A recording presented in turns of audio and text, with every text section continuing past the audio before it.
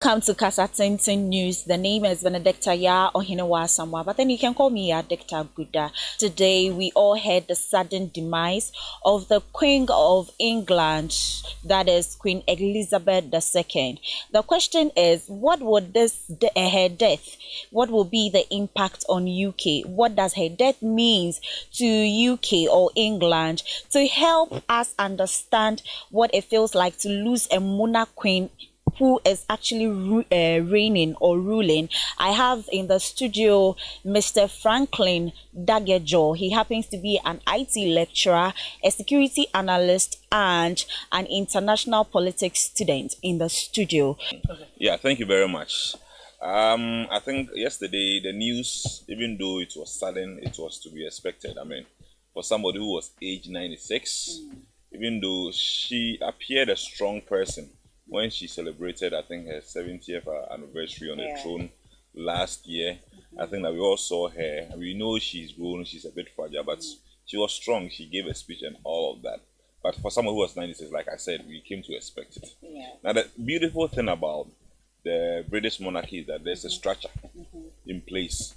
You know, it's a well-documented monarch where they have structures and systems, and a lot of people playing different roles. I mean, they have libraries, they have, their place in the military and all those kind. There are certain positions in the United Kingdom which are reserved for the monarchy. Okay. For example, when you go to their football, the head of their football is always from the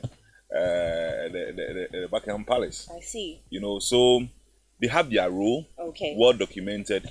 I mean, the people of Britain know that, oh, this road here is for the British monarchy and that kind of thing. So the structures are there. So we don't expect any chaos. You know, normally the British monarch will not come out to come in and scream.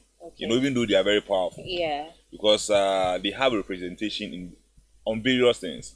When it comes to the Commonwealth, for instance, the Queen is the speaker. But she has a representative called the Governor General or something, who represent her in that parliament to take decisions and that kind of thing. So she herself might not come out. So we expect King Charles will, take that role. He will be represented by, say, maybe Governor General, take decisions and stuff like that. You know, because of their structures and their systems that work, you know, there's a new world order. I mean, the British people just had a new prime minister. And then this thing has just come. I mean, normally it will surprise you to know that even before this thing happened, a lot of things had already been planned already. That when he dies, where she's going to be buried, where that kind of thing. So the structures and the systems are already there. They are not now going to sit down, like we say in our palace, some people see to think about what to do and that kind of thing. The structures are in place. And I expect that in less than maybe 10 days, the funeral and everything will happen. And the system will return to normalcy, in quotes.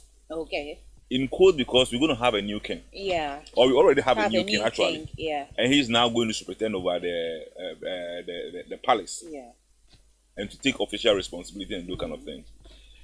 His age is different from Queen Elizabeth II when she was made queen. You know, she was made queen at the age of 25. At the age of 25. And she's been there for so long. King Charles III is well advanced in age. I think he's over 70. All right. So the dynamics are not going to be the same. But like I said, the structures there will help him to cope. And we don't expect that there will be a lot of anarchy. I mean, to put it mildly, we don't expect it at all. Because of the structures that they have there and the system that they have in place. We don't expect that we're going to have any surprises. Because everybody expected this. The plans have been put in place. I think King Charles III had been lacing his boots, even though he was not praying that the mother would die. But they've been lacing their boots. All those who had the responsibility to do had already done them, and they keep doing them system so that we are not caught in by surprise. So basically her death is not really going to cause any chaos or misunderstanding in their government and yes. You see, if somebody prepared to take a position, just like when you're about to marry, you know, your perception of marriage is different from what you actually get into when you actually marry. Okay. All right. Okay. So King Charles has not been king before. Yes, he's been a prince. He's been a heir to the British throne and stuff like that. But we don't know him for the kind of leadership when he's left alone. Yeah. But they cannot really lead. Exactly. I mean, you can't say that. But you know, for the British, they might have kept preparing him over and over and over again. Sure. Including the person who is going to succeed him. Exactly. That is maybe William or so who is going to succeed him when he's no more. Yeah. They've kept preparing him. So they will not be surprised.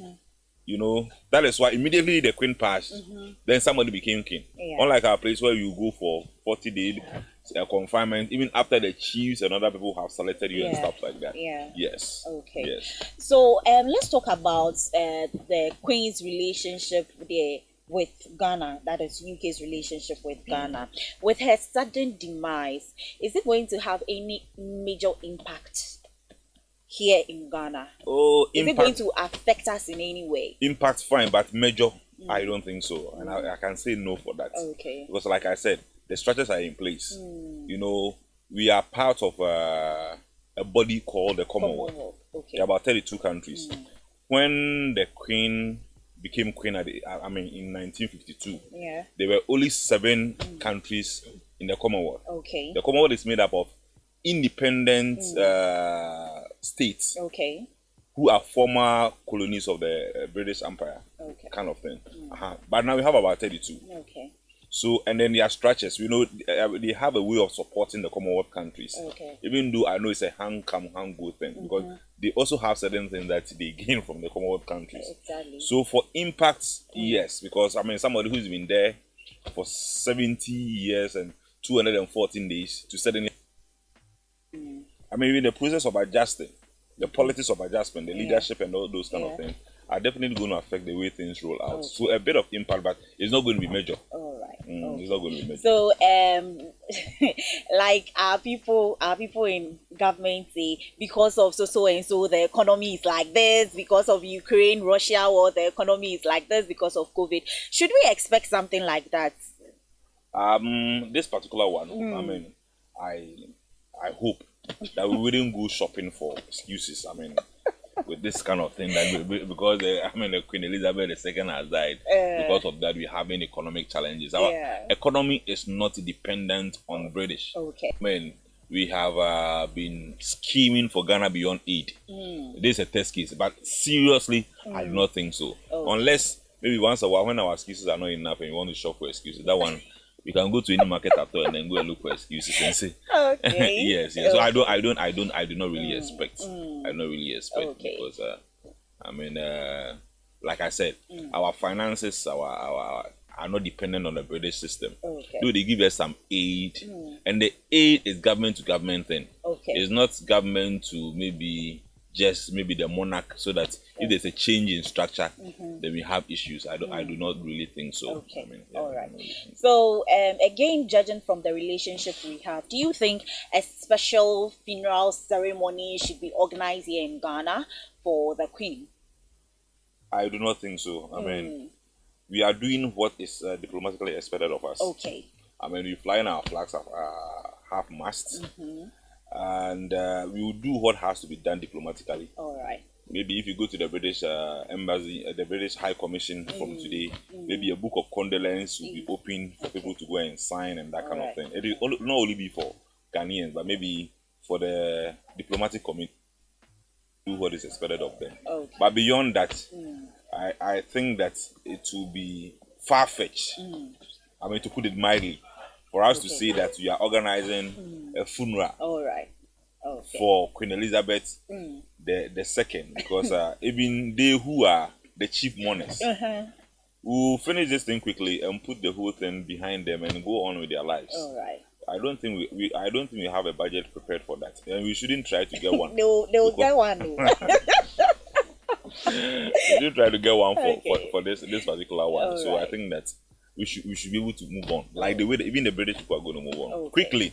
Okay. All quickly right. Going to move on. Okay. Thank you very much, Mr.